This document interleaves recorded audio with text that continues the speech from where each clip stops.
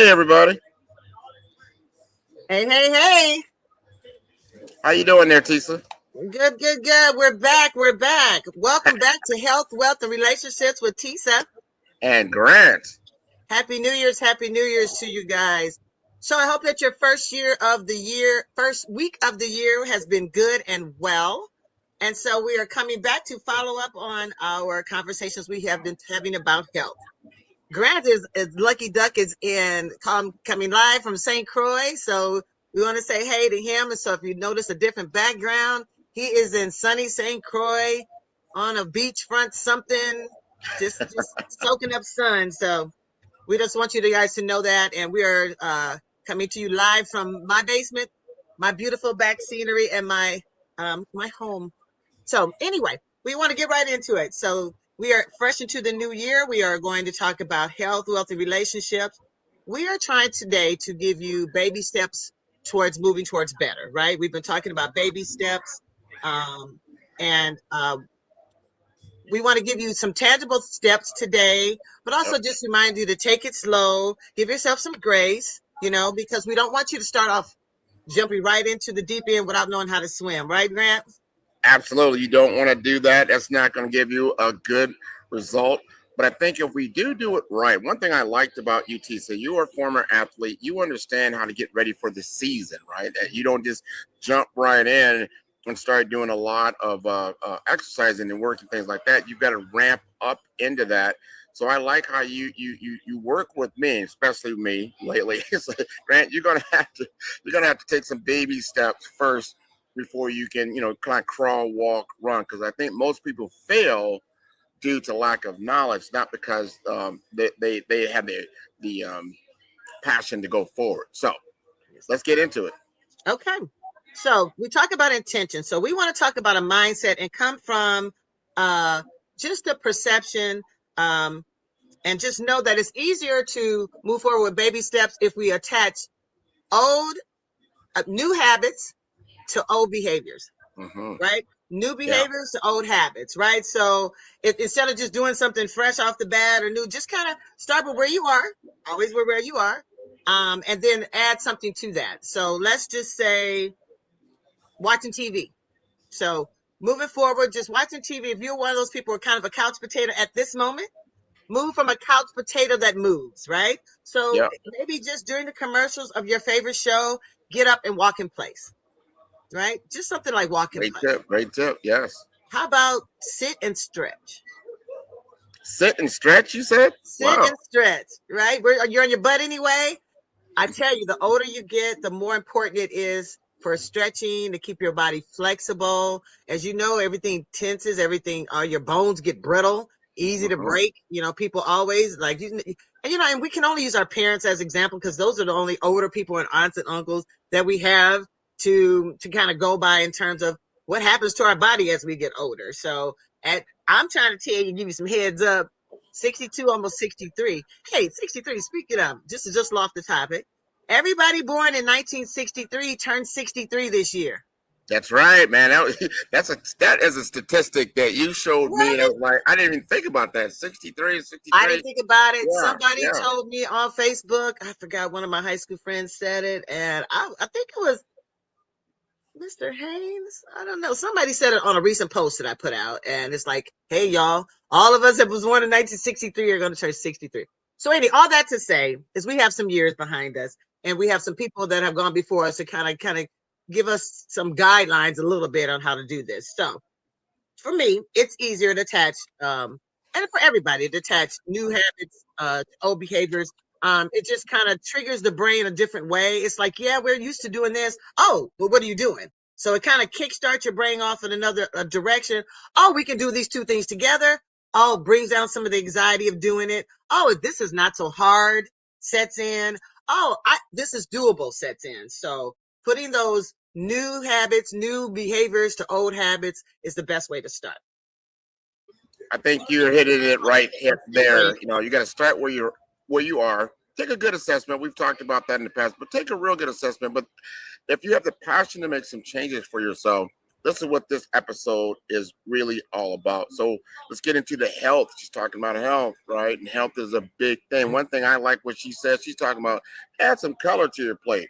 I got me some white cauliflower today. I was like, I want to make sure I don't want something brown. If everything on my plate is brown, Tisa That's said, that brown. let's flip that color. Let's put some color out there. Let's get some fruits and vegetables. So that one Yeah. habit, just that one habit right there has already affected my life going into 2026. That I'll be intentional to make sure I got some color on my plate. What do you think about that? Yeah.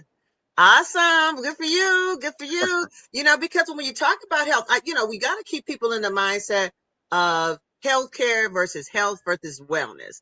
I want people to remember the healthcare system is not geared to take care of you. The healthcare system is a reactive approach to whatever ails you, right? So you get a problem, you have a sickness, you have an illness. The healthcare system tells you go to the doctor, and what does the doctor do?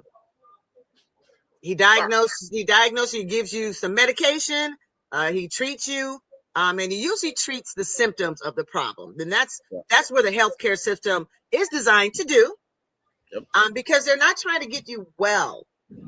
They're not trying to get you well. They're trying to get you, they're reacting to your pain, your problem, so they can get you hooked on a medication so that keeps them wealthy for the rest of their lives and you unwell and trying to care for your health, right? So Well, it's you not said it. You healthcare. got to get intentional. You got to get in there and you're responsible for your health. They're responsible for health care. You're responsible for your health. So what are you doing to really control that? You talked to me about just portion control with your diet, right?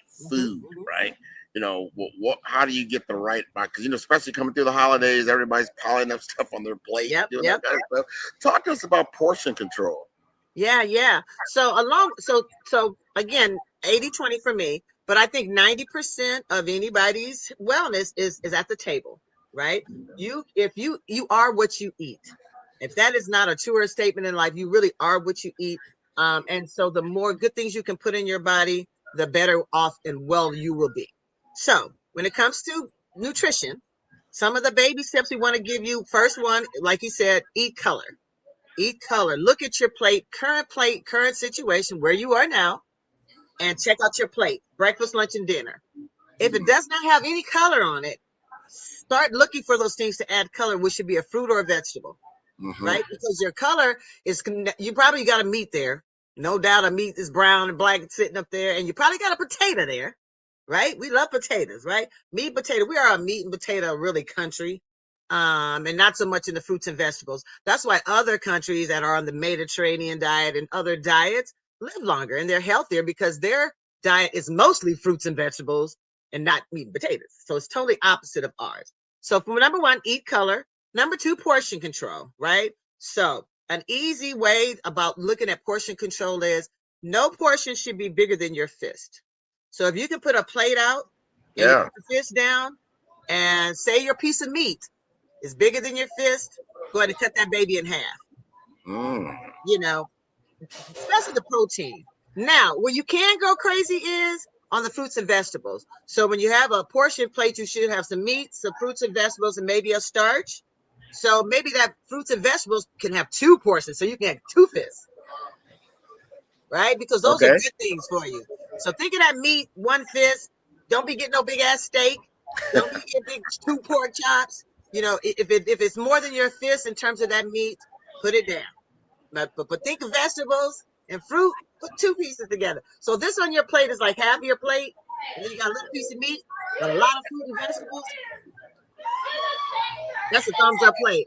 Ooh, something's going on back there in your area, Grant. I am at the beach. We're at the Fred. You got to come in and check out the Fred Sanctuary. It is hot. But yeah, we're starting to kick up with some activity. But what you're talking about, you got to get active. You got to do those things. You talked to us also about stress and breath control. I thought that was very interesting about breathing and stress-free management tool. What's your trick or your tip about breathing? Well, and breathing people just take for granted. Let's just say that. But taking a good strong breath can de-stress you anywhere you're at. So I'm thinking about all those of you guys are still at work, dealing with that coworker or that manager, and you just want to pop them. Best thing you do is just take a woosah, right where you're at, right with your desk, and just take a healing breath. Inhale, try to hold it 3, 4. Out 3, 4. Take a couple of them if you need it. But I guarantee you, if you woosah and take some long 4-count breaths, 4 counts is important because it makes you slow down. It makes your breath makes your breathing slow down, makes your anger slow down, all of that. Just breathe 4 and out 4. And I guarantee you'll feel much better, and you might not go attack that coworker and you might not go off on that supervisor. I should have practiced this a little more, but it does work. Cleansing breaths for stress. Any stressful situation, just pull over and take a cleansing breath. It will take it down a notch when you breathe. You're controlling your internal, Yes. emotions, reactions, things like that. And your body reacts to it. Your body reacts to the oxygen that comes in and goes out. It just slows everything down. It releases all that. I just want to kill you. It's just like, okay. And then you also talked about sleep. Release the day before sleep. Yes. Talk like prayers, affirmation. What are you doing around that? Well, and this is where I struggle. I guess if I want to share anything, I struggle with sleep, and I struggle with my mind not cutting off at night, right? So when you're in a position like I am, and you're running a nonprofit or you're running your own business, there's always something to do. And so for me, and that's just one of my faults, is I don't know how to cut my brain off. And so I have to go into a mode where I have to let go and let God. I know there's stuff that I have to do, and there's stuff that's kind of aching at me, that's stressing me out a little bit. But I really just have to, first of all, take those breaths, but kind of go into a little bit of an affirmation, maybe say a prayer, to let the Lord just like release all these thoughts out of my brain. Really, I just want him to release the thoughts out of my brain to give me peace of mind and peace of sleep so that I can get some rest to start it all over the next day. And so if you can go through some kind of nighttime, some people wait to meditate at night. Some people go through all their breathing exercises at night to slow the body down. Well, let's do one thing, and I know that helps, is to put your phone away maybe an hour before you go to bed. So the phone, that's a whole nother conversation. If we can kind of learn to put the phone down, is that what you're saying? Huh? Put the phone down. Said no phone. Put the phone down. Put the phone down. All right. And all of us need to do this. We wake up with the phone, we go to bed with the phone. And I think that's what keeps some of those thoughts in our brain, because we're like, scrolling and seeing what's going on and still feeding our brain. And our brain should be winding down, right? It should be winding down, thinking, reindeers and lullabies running through the fields. I don't know, whatever, sheep jumping over. Yeah, I think that gives you a calmness, but I think we've become a little bit dependent on phone, but you're projecting out. You're not in the present. You're not in your present location, and you're projecting out. I think people do that just as a nervous reaction or whatever, just to get some kind of comfort zone thing. Especially today, I see a lot of teenagers. You can be sitting down and boom, they're on the phone, but they're not present. So look at me. I'm at a very nice location right here. I should not be on the phone, which I am not, because I'm talking to Tisla, right? So I'm having an actual conversation with somebody. I'm not just, putting stuff out there on social media and things like that for a reason or a purpose. So I like your tip on that, putting the phone down. You talk about, hey, you know what? Put it down for an hour or even more so you can really concentrate on your present state. I think I like that idea. Yeah, absolutely. The phone is kind of a thing that's really gotten our whole society all messed up, especially our kids. And I blame us for our kids' addiction to phones. We're addicted as adults, but at least as adults, we can handle maybe some of us can't handle all of the information that comes out on the phone and that you can get to on the phone. But kids, it's like, it's just like giving kids the world at any age. You know what I'm saying? It's not a good thing. And so I will implore. I don't think it should be foundational, like you're saying. It should be the foundation of how to communicate, in the present. And you're taking that away. So you're going further along than you need to be. You got to have an order to things. Well, and you got to be I think people are getting used to away from conversations, right? Conversations with each other, conversations with whatever, your families, your spouses, your relationships. And so I think if everybody takes a good look at how much the phone plays a part in the disconnect, right? We need to disconnect to connect. And so find some time, be realistic about times that you can actually put down the phone for at least, let's start baby steps. How about 15 minutes to a half an hour? And if you can put it on for 15 to a half an hour without losing your mind, go ahead and try for an hour. Where's And my phone?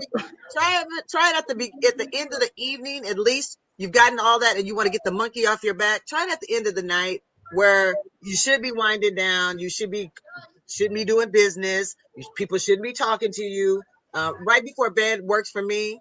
Do it during oh yes, for your kids. Make sure you do it during a meal time and reconnect. How about have a meal time? Right? Yeah, A lot right. of families don't know what that is. Like, personal experience, my father rode the 8 bus downtown every day to our and back and forth to home. He caught it on Sprague and rode it all the way downtown. He worked at Brandeis. It dropped him off 5:15 every day at the bus stop 2 blocks away from my house. 5:30, my mother had meals on the table every day. 5:30, we ate as a family together every day at 5:30. And so you Correct. build a routine. And what my father did, and we didn't have phones back then, but you could very easily not talk to each other eating at the table. You can just eat. My father always had conversations going. What did you learn today? You know? And you better not say nothing. Because if you went a whole day and ain't learned Yeah. a damn thing, for him, it was like, then what are you doing with your life? Like, you ain't learned nothing today. And so that wasn't even an acceptable answer. So maybe we should create a meal time. I know these day and age people do not eat together, but if you can create a meal time, 1 hour to eat together, whether it be breakfast, lunch, or dinner, to catch up with each other, put the phones down, Hmm. the wellness of the family will be so much better. This is the I wellness. agree with you. I think You talk, you presence communicate. You is can know what's medicine, going on with your kids. and People don't anything even that know we're what's going doing on with now people.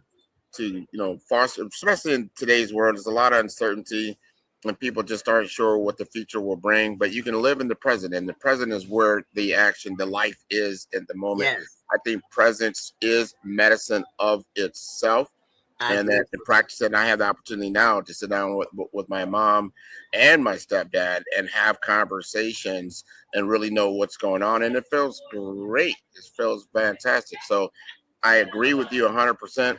Health does not exist in isolation, which brings us to wealth. Because if you're sitting at the table and you have a conversation, especially probably right now, you just had a whole, Q4, I think October, November, December, we spend more than we normally do. There's a lot more activity going on. And now January, we start looking at the reality of that, or even the outcome of that. Let's talk about money stress. You want to talk about that? I don't like talking, but this is our biggest stress in life. And Big I did time good stress. this year. Big time stress. I did Because good. Again, yeah, I'm aware of that money stress, and so, yeah, and I yeah. think it helps that I don't have grandkids, you know. But I didn't go into debt. I'm not looking at a big bill from the holidays. I didn't overeat over the holidays, and so if you take those things times to refocus and recenter instead of go off the chain and go off the rails, it's much better when you get to the new year. So I'm proud of myself. I did overspend this year. Did you overspend? No, I did not, because I was intentional about it. And even though Yeah. yes, you said, Grant, where you say that, you're sitting there in St. Croix at a resort called the Oh, Fred. We talking about you didn't overspend, but because I'm on business. See, I came down here for a reason. It's right part of the off. five-star BDM offices, Miami, Omaha, and St. Croix. So I was actually connecting business and making money, not spending money. So there's a Boom. difference right there, right? So there's things that you can do, I believe, when it comes to your wealth. Number one is you got to be aware of what you're doing. You got to know your numbers. Where are your numbers? Typically you overspend because you haven't budgeted, right? And you haven't looked at where you're at right now, so it doesn't create a problem in the near future. So if you're looking at your numbers once a week, you're checking your accounts. There's no judgment. It's just you looking at where you're at, and then you live within your means. My grandmother used to tell me that all the time: live within your means. So you create those means for yourself. And then step two is you've got to automate a savings momentum, meaning take some money every time you get paid. And my stepfather used to tell me this all the time. Take $25 when you get paid, whether check you get, however you're receiving money, take some of that money and put it away. No matter what it is, you can take even $25 per paycheck, just put it away. Before you know it, you're starting to have savings, right? And then you get a credit card. The credit card is only used for certain things, not for that. And if you got, let's just say you got a $1,000 credit card, that means you should have $1,000 in the bank. That's how that should equal out. Because if it doesn't, you're starting to use the credit card for your emergencies, things that come up instead of your savings. That's just a good way to build your credit. Credit cards is about building your credit, right? Not ruining your credit. So if you're doing that in the opposite way, you got to really look how you're managing your funds and how your spending habits are working for you.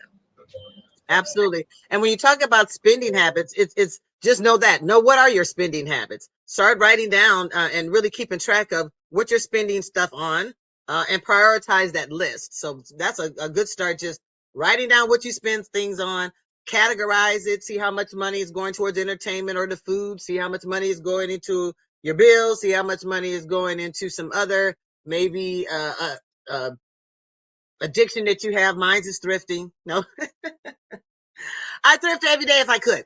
So, but thrifting is a cheap habit. So, and thrifting isn't a set spending. It's kind of a treasure hunt for me. So it's also a stress reliever.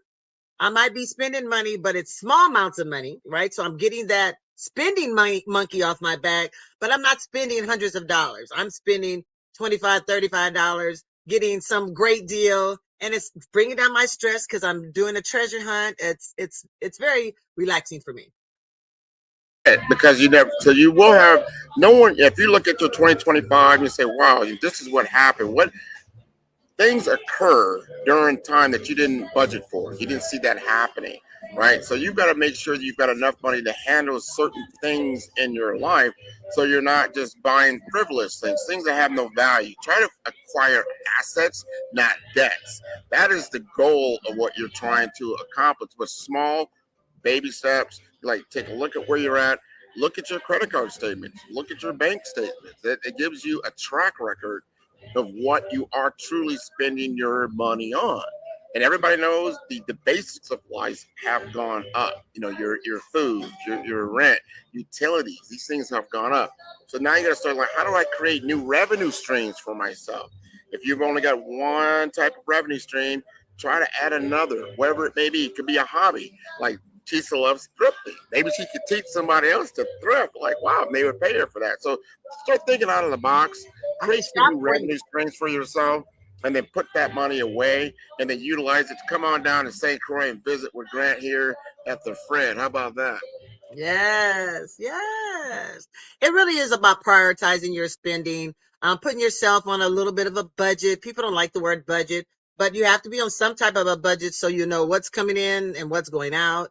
And try not to be impulsive spenders, you know. A lot of times I get online, and a lot of us are like this because I know I'm not the only one who shops Amazon and shops Temu. Okay, my name is Tisa and I'm a Temu addict. Okay, just so you know. I love that. I'm trying to be better. And I am getting better because there was a time where I'm Temuing, you know, every night, little, and it's because it's kind of like thrifting because it's so cheap, but they add up, right? They add up, and so I had to put myself on a Temu budget because I get off on my tangents and buying stuff, and I love getting stuff in the mail. It's just like Christmas. So when I get an Amazon delivery or, you know, UPS, it's just like, oh, what did I get today? So that part it's okay to spend as long as you have the money, the affordability to spend. You've created the opportunity to spend. You don't spend money you don't have. That's the problem. If you're spending money you don't have, it's not in the bank, you can't count on that, and it becomes plastic. Remember, a credit card started saying credit card, say debt card. It is a debt card. It can be high interest rates. So understand what you're doing, and remember, it's about building credit so that when you can put your hands on money that you don't really need, that's a good thing. And you always have a bigger value. So if you've got a $5,000 credit card, you should have definitely $5,000 of actual capital that you can put your hands on at any given point in time. Because again, there's a lot of uncertainties that do happen. Sometimes you get emergencies, and you want to be able to cover those things. But then when you set yourself, like she likes to go to Jamaica, so she's thinking about that. We got a lot of our friends are going to high school right now. We're going to have our Jamaican trip right now. We've been planning this for a whole year, so now we've got time. We've got that money set aside. Those are the responsible ways of spending money and getting ready to do what you want to do. Now I know we got a few more minutes. We got to get into relationships, because we got health, we got wealth, and it gets into those relationships. You're big on this. Talk to us about that. Well, we have relationships with ourselves, with our family, and with our partners. So there's a lot of different ways you can approach your relationships and just try to make them better. I would say for the relationships, put down the phones first and talk to each other, to anybody. Talk to your family, talk to your friends, talk to your coworkers, talk to people you work out in the gym. I mean, actually put down your phone to have conversations. That starts the relationship. I personally don't think we have enough face-to-face conversations, or just conversations without some type of technology being involved. And so if we can put up some situations where you can talk face-to-face. In terms of your personal relationships, have a date night. If you haven't already set up a date night with your significant other or somebody that you're dating, make sure that you do what you did to get that person to keep that person, right? I think part of I've been divorced twice, and I think in both relationships, it got to a point where it became very much a friendship, a very much just a platonic thing, because conversations weren't happening and we weren't spending quality time together and those kind of things. So set a specific date night aside and go somewhere where both you guys like. Don't just like the girl set it up and the guy just go. Have a conversation about where we can do, what we can do, where we can go on our date night. So you are both engaged, you're both involved in the decision making, and then both of you guys will enjoy that night better.